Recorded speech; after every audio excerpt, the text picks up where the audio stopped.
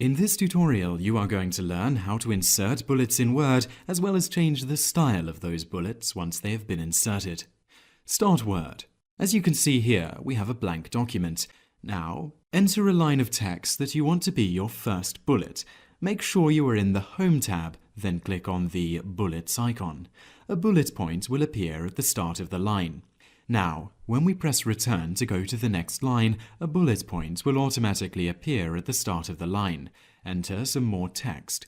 You can repeat this process for as many bullet points as you want, and when you want to cancel bullet points, simply click the Bullets icon once again.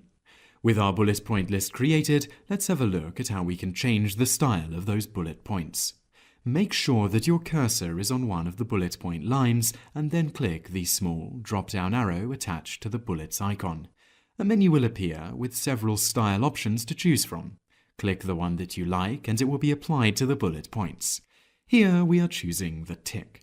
Any further bullet points that you add to this list will also now have this style, and that is how to insert bullets into Word.